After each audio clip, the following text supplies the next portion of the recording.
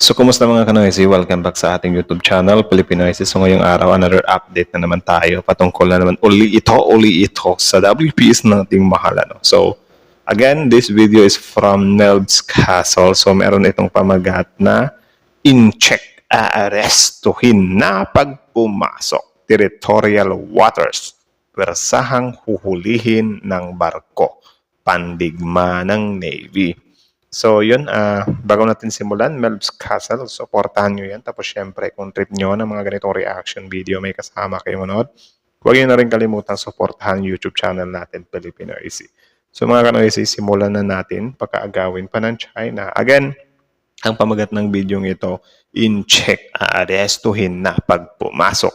Territorial waters, puwersahang huhulihin ng barko, pandigma ng Navy. Parang hindi naman naging yung ginawang patakaran ng China na kung sino mang tetrespass ay huhulihin nila. Parang natigil na siya, no? So, parang ngayon, nire-reverse naman natin. Tayo naman yung mga aresto. So, tingnan natin. Patibayan talaga to ng loob eh. So, again, Melb's Castle, Pilipinoysi. So, like, comment, share, subscribe. Start. Sa territorial waters, Ulit lang. Gawin natin zero. lahat ng papasok sa territorial waters obligado ng magpaalam sa Pilipinas. Pag di tumugon sa radio challenge o di man lang magpaalam sa Philippine Navy, pwersahan tong papalayasin. At Dapat pag lang. hindi lumayas, pag-aarestuhin lang. Yan ang Archaeologic Sea Lanes Act. Layunin ng batas na arestuhin ang sino mang illegal na papasok sa ating teritoryo. Ayun. Obligado na rin ang Philippine Navy na umaksyon ng naaayon sa batas. Hindi Mabuti. na Philippine Coast Guard ang babantay, kundi ang Philippine Navy warship na. Di pa malinaw kung kasama dito ang US Navy, pero mas maganda kung nakaalalay ang Amerika para pag pumalag ang China, putukan na. Maritime Defense Strategy. Grabe ta. Ay, nako. Natawa ko sa putukan na.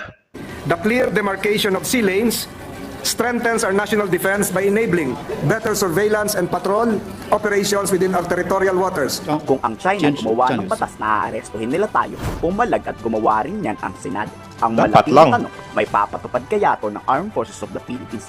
Nakailang beses na So sana nga maipapatupad na nga natin to para syempre maging aral din to at maging lesson din to sa China na hoy kayo mga inchikikoy, huwag kayong gagawa ng pag-trespass dito sa teritoryo namin, 'di ba? kasing lumapit ang China sa baybayin ng Luzon. Pati sa Palawan na mamonitor na rin ang China. Pag to napirmahan na ni PBBM, wala nang sabi-sabi, huli agad ang mga yan. This act will reinforce our sovereignty by establishing our authority over the archipelagic waters and ensuring that any passage through these waters is consistent with our national interest. May Yun. sapat na puwersa ang Pilipinas para may patupad ang batas. Pero syempre, katuwang pa rin dyan ang Amerika. Sa ngayon, may 12 tayong FA-50 fighter jet. At inanunsyo na rin ng Philippine Air Force na bibili tayo ng 40 F-16 fighter jet sa Amerika. Sa 'Di ba? 40. Ngayon 12 pa lang eh. Grabe ang late lang or ang konti lang pala Konti lang pala So sana kahit meron tayong 1,000 na ganyan pondohan talaga ba? Grabe. Pero naman kasi may ibibigay namang assistance yung US sa atin, 'di ba? 29 billion pesos per year. So sana buhos talaga 'yan sa pandigma natin, men, para lumakas naman tayo ng konti Or kahit palag-palag, 'di ba? at na para may paglaban ang Pilipinas kung magkagera. Our pilots have the necessary training and we are confident in their capabilities. What is most important here is the will to fight, the will to perform our mandate. Happening right now, Yan, not only in the nice maritime one. domain, but also in the airspace. With what we have, we are good with them. Given the current capability of your Air Force, your Navy, and your Philippine Army, we are good with what we have. Given more, we can perform even better. Muli naman nangako ang militar na handaan nilang ibuwis ang kanilang buhay, protektahan lang ang ating bansa. Yun. In pursuit of the mandate of the AFP and of our national interest. Those flares simply flared up the sense of patriotism in every member of the armed force of the Philippines. We will not be Nice. deterred from continuing to perform our mandate of securing the integrity of the national territory. Our pilots will continue to take to the skies. We remain steadfast in our mission to protect our territory, even in the face of flares of intimidation. Marami pa Yun. rin ang nagagalit dahil di tayo pumapalag. Ang galit-galit naman sila. Tapos kapag pumalag naman tayo, nagagalit mga kapwa Pilipino lang din naman natin eh. Mamaya. Handa ba silang tumira ng bala pag may sa batas na ito? Ano sa tingin niyo? Ikomento sa baba ang iyong salobin. So yun lang Lahat naman. ng papasok sa territorial So yun lang naman mga kanoisis. So again, that is from Melb's Castle. So supportahan nyo yan. So like, comment, share, subscribe. Original video link in the description box below. Tapos syempre, before you leave on our YouTube channel, huwag yun na rin kalimutan supportahan yung YouTube channel natin, Pilipinoicy. So yun, like, comment, share, subscribe. So kita nyo naman yun, di ba? Yung iba nating mga kababayan dito, ang lakas ng loob nila, "Oy, babutakan, palagan." Ganun sila. Tapos kapag gawin naman natin din yan, sasabihin naman nila, "Oh, kayo kasi Pilipinas, patol kayo eh."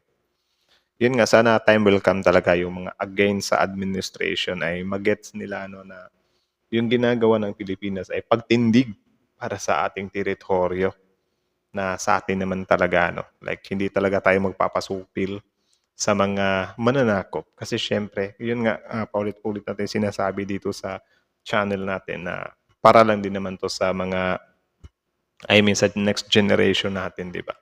Sa mga magmamayari pa or magmamana pa ng Pilipinas, which is yung mga kabataan natin.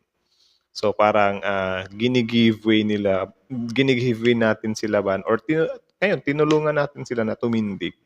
Kasi what if na lang guys, time will come mga I think 20, kung hahabot pa ang Earth ng mga 2100 or kahit 2060, sex talaga 2060 or kahit 2050, mga ganun. Or kahit 2060, 70, ganun. What if aabot na yung Earth ng 2070, tapos yung mga bata noon na sila na yung naghahandle sa Pilipinas ngayon, masasad sila kasi yun, makikita na lang nila sa history na WPS is once part of the Philippines, tapos ngayon China yun na yung nagmamay-ari. Sinuko ng Pilipinas, hindi umubra yung Pilipinas. Diba? Ang pangit ng kasaysayan natin kapag ganun. Like wala man lang tayong ginawa na diba? Pagtindig. Tapos pwedeng pagbasihan nila yan, gagawa sila ng research. Bakit kaya ganito yung ginawa ng Pilipinas, tapos sasabihin dun sa libro na kasi takot yung Pilipinas na magkaroon ng war kasi sobrang laki ng China. Tapos ngayon, magre-research yung mga kabataan, makikita nila doon na, bakit yung Indonesia, yung Malaysia, yung Vietnam, or yung mga bansa na binubuli ng China, pumalag naman sila. Wala namang nangyaring digmaan. Diba? Parang ganun ba ang mangyayari? Which is so sad, na parang, grabe yung administration ng 2020 kasi hindi man lang humanap ng paraan na tindigan na mapasatin sana yun at may magamit pa sana yung Pilipinas, di ba? Di ba? Sayang din yung kita, sayang din yung pera doon if ever na mapunta yun sa China. So, yan yung pinaka-main goal talaga ng administration ngayon kung bakit tinitindigan natin. So, sana lang na sa next election is yung iluklok natin is yung anti-China pa rin. Hindi pro-China. Kasi kapag pro-China yung ilagay natin dyan, back to zero na naman tayo. So sana wag na tayong magpauto or sana pumili tayo ng mga nagmamahal talaga sa bansa nating Pilipinas. So yun lang naman. Again, kayo na masasabi nyo dito, comment down below. At tsaka doon pala sa aarestuhin. So sana ma-implement talaga natin yan at magawa din talaga natin na mapaalis sila dyan. So yun lang naman. Again, Melb's Castle, Pilipinoicy. So like, comment, share, subscribe. Thank you so much for watching. Pilipinoicy is out.